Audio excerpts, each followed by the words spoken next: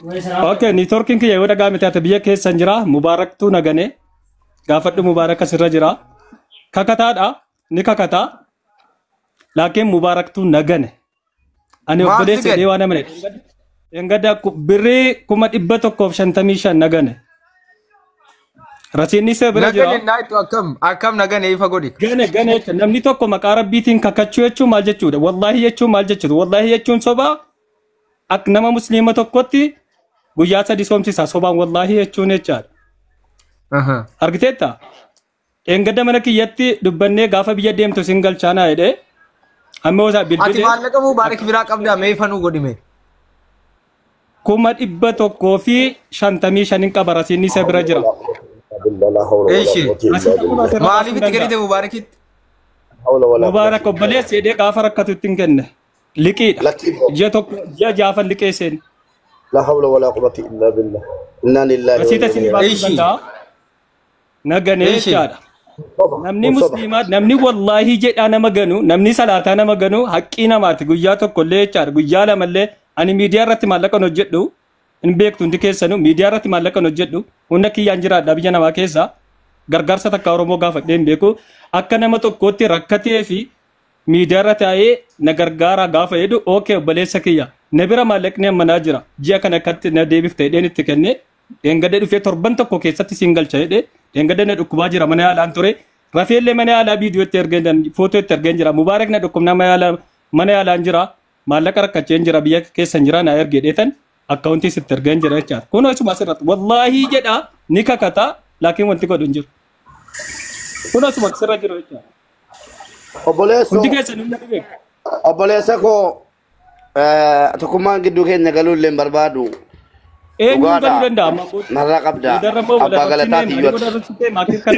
Galata keessa baatee gaafa sana yaadadhaa Turkiidhaa deebi'ee ijoolleen Turkiidhaa deebi'anii gaafa Turkii deebi'uu dhaggeeffadhaa uummata waraabaa fi gaafa Turkiidhaa deebi'uu ilma namaati gara birrii miliyoona 6 fixadheen dhufee akka itti deemes quba qabdu namtichi gantuu namaan asitti madhee taa'aa jiru Kanaadaa jiru amma ijoollee hooleeyyii gannatti baasee na arrabsiisaa jiru yeroo man isa himadheen arrafama inni su'alan arrafamuu miti yoo duutti dhufe maallaqa keessiifan kaffalaa birrii 26,000 miti akkasiin himataa artan doolaara 26,000 na nyaate namichi Kanaadaa jiru kun birrii qalbii seenaa miiliyoona meeqaa tamagu asaba birrii 26,000 wali mataa artu sin angaruu doolaara 26,000 Oromootti madhee callu manarraa jedhee uummanni alana gara Habibaatti darbeera dubbichi mana tokkummaatti boree galamaa biricha liqeeffadhu Turkii gaafan ciisee rabbii jedhi du'aan jira naa kenni maallaqa jedhu liqeeffadhu siifan kafalee naan liqeeffadhe ijoolleen immoo tokko haati jalaa dhukkubnaan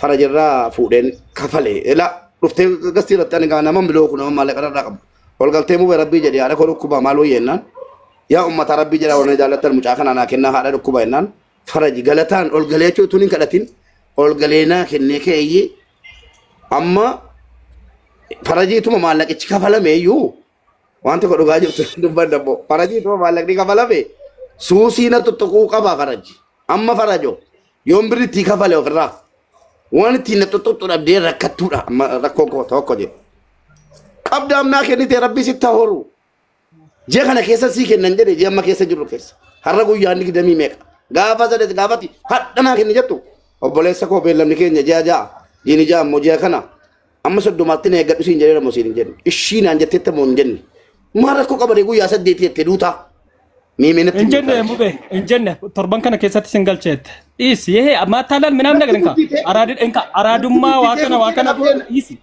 ela anama biyya keessa jira miti hiriyoota kee wajjin jira hiriyoota kee wajjin hin jira hiriyoota si beekan wajjin hin jira hayyoota namoota si beekan wajjin jira beekta dhiisi kan biraa jechaadha isaatti torban tokkotti sin galchaadha tokko biyyan deeminiin dhaga'i bakka hojiin dhaabinii dhimmi mana kanaa dhimma liqiiti miti sinnaa liqeesse sinna kaap liqii irraa gantuu wayya ganuunii fi liqiin adda liqiin liqiidha nama ganuu fi nama hatuun walii adda jechaadha nama ganuunii fi obboleessa ofii ganuunii fi liqiin walii adda nama hojiidhaan maallaqa fudhatanii dhowwachuunii fi liqiin adda kun akka shari'aatti illee haqqiin namaa guyyaa tokko yoo guyyaa tokkoon guyyaa tokko si bira darbanaa rabbooyaa fi kafaliin maallaqa isaa kafalee meeqa birriitti. Okay, erga kafalee gaafa dura siin isa bira jira. in qabu tokkee ko narraa qaba dhugaadha torbadhaa sii kenniif. Ani dhagaye. Maal abbaa Ma torba ma kuda fure eeggatu ni kuda fure eeggatu maalan kennaa kuda fure.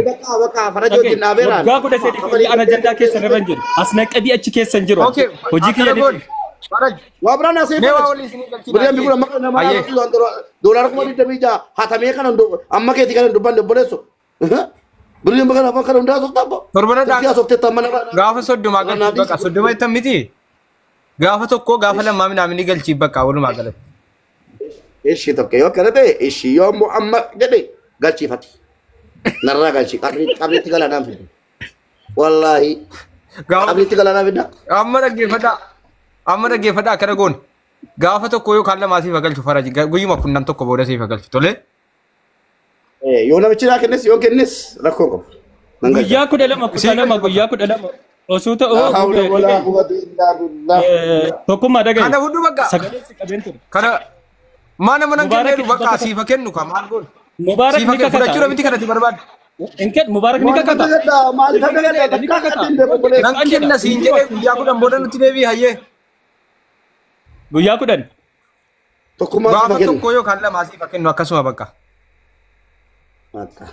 Gaafa tokko. Lamuma godhi lamuma godhi. Suusii godhattee taa'aa kootii maqaa koo haasa'u. Amma yoo sii kenne alaaqaan kootiif kee hin citu. Yaabboleessa kiyyan ajandaa ani geemaraa miti. Hojii kiyya ni beektaa. Hojiidhaan waliin arginu miidiyaa irratti. Hojiin kee addaa hojiin kiyya adda. Abshir ati akka gaariitti midhaantee jira. Hojiin kee addaa hojiin kiyya adda. Duubee namni sirraa kaffalu hin jiru maal ol galchine namni sirraa kaffalu hin jiru nama meeqas jaallataa'oo.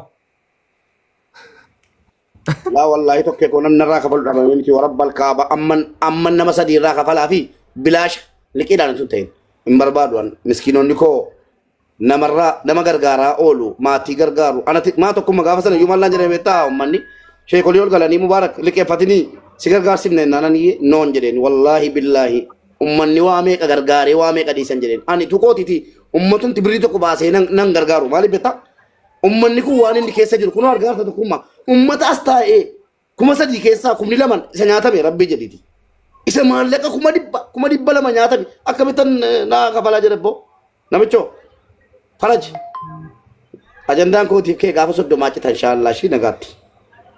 Bakka siifa kennu bakka kanatti siifa kennu ati hin gaafatiin lamu amma guyyaan sun ga'utti tole. Inni matiinis. Wayye. Inni sadaffaadha waliin danne omme taleeleshe. Inni wal arginaa ishee kun sadaffaadha. Ishee sadaffaadha kun. Immoo qabdaa. Haa? Immoo qabda moo messenjera qabda maalii walii dawwallaa? Si dawwaluun barbaada. Weessaappi dhuma beektuun. Laala waasaapiin si dawwalu waasaapiin kun dawwalu messenjera kima. Wallaahi yoo ana ajandaa keen balleessu ajandaa keen balleessu tokkummaadha. An ummata of dandee naafalmu danuu fudhee dhufa bor dhaggeeffadha. Ummata of dandee adda laayibii galee boo'ee boochiseen ummata koo qabadhee dhufa. Nama kana hundarraa namni na liqeeffachiise namicha sana. Birri koo naan galle guyyaa borii ajandaa biraa fudhattee dhumnaan tokkumma oolan gala narra basha. Wallahi billahi. Guyyaan borii. Amma baabaa nuurradii ammaan nu deebisi ijoollee baabaa nuurradii irraa birri namaati irra jira kabajaan teessifnee gaafataa turre maallaqa shamarraati irra jira. Baabaa nuurraddiin baabaa jechuudha. Walumaa kan ilaallu ta'a maallaqa nutti horiyanii ba'anii inni ilaalla. Baabaa nuurraddii irra maallaqatu jira maallaqa hiyyeessaatu jira. Birri tokko ta'u lama ta'u baay'inaan beeku maallaqatu irra jira jechuudha. Maallaqa inni yeroo neenna irra jira narra jira inni samaneera. Dhowwachuun waan biraati garuu maallaqa hiyyeessaati irra jira jechuudha. Maallaqa hiyyeessaa ijoollee boossuutu irra jira mimmaan ijoolleetu irra jira jechuudha barbaadeetanii akkasitti quba qabaadhaa hordoftoota keenya adeemifamtu maallaqattiin tarkaanfiin keenya yeroo biraatti fufa garuu koomentiidhaan tarkaanfiin itti fufuu danda'uudhaa qaba jechuudha barbaadeeti. Okay. Baabaan nuurradii irra maallaqatu jira dhufee kaffalu yookaan sababa kanaaf hin kaffalu jechuu ijoollee mana madaame immoo boossisuun sirrii miti nama guddataa ijoollee boossisuun sirrii miti kabaja namaa balleessuun sirrii miti kabaja kee baay'ee seenne maqaan na bade maqaa maallaqa namaa nyaattee si maallaqa namaa bira keessee maqaan na bade jechuun ishee miidha jalqabu wayyu dogoggora maallaqa ofirraa galchii kee maqaan na bade jedhi mali mubeetti dawwali waa'ee gallaa tuskee gallaa oditi. Ube tira wali ka eegalla. Nama himatu barbaadee barbaadee barbaadna achi booda himatu. Bor beellama qabadheen jiraasitti. Ragaa koo fudhee dhiyaadha. Ayyee. Okay. Umma maaliti maamme nama kana maamme. Ummi taliile yaa. Ummaadha malee kun. Umma taliile. Ummaa ideen na waa buna rifadhe akkana maadha ofii waa maayiruutti maqaadhaati. Umma.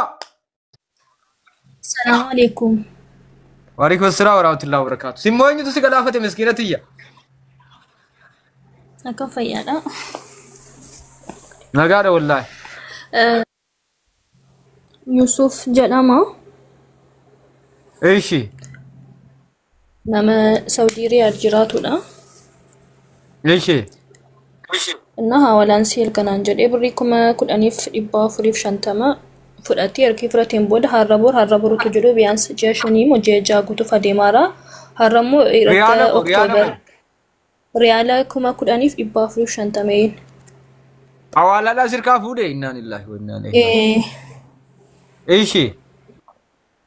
Sanaan booda harraborutu jedhu amma irratti ji'a 5 almost ji'a 6 ta'eera waan akka baqaara faana. Amma eessa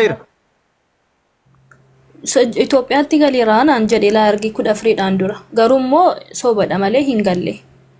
Maqaan isaa eenyudha? Maqaan isaa eenyudha? Ijoollee isaati. Yusuf Harargee. Mee kenni lakkoofsa bilbila isaa. Si ergeera tokkummaa. Irra deebisee ergigaa kan duraanii sana amma lakkoofsuma qofa ergita. Waa biraa osoo balleessite natti mul'atu waan ta'eef keessa galuu barbaada. Lakkoofsuma qofa ergita akkana sirraa akka godhee ergutti. Lakkoofsuma qofa. WhatsAppidhaan miti? Baabaa Nuraddiin ammaatiif yeroo eegaa jirra. Baabaa Nuraddiin hiyyeessa. Baabaa Nuraddiin maqaan na badee jira. Gara feeteen narraa fudhattu dheera maasalama. Dhimmicha keessa harka fudheera. Ati gara keetiin dawwaliif amma hiriyummaatti naaseera. Kuma qaballeessiidha malee birriin guddateef maaloo miti. Miti godha dhumu bee. Jedhee anis immoo. Sabboontuu maal barbaaddaati? Callumettanii nama hin galchinaa sabboontuu. No, anis Baabaa Nuraddiin himachuu dhufe. Laa hawla walaa quwwata illaa billah. Achumatti fixadhaa itti naasee tokkummaadhumaan. Edaa waan qopheeffate gadi dhufe daa. Laa hawla walaa quwwata. Birrii meeqa? Mubebe ani kanaan dura mana keessatti gaafattee turte. Birrii guddaa turre jira like birrii 400 oli. Ana sababa idiitiif kan wanni ni jira inni. Ana ko birrii 400 idaadhaan takka himata hin beekun tura liqiidhaaf na himatti ijoolleen 50 100. Isin Baabaa Nuraddiinidha. Ana see.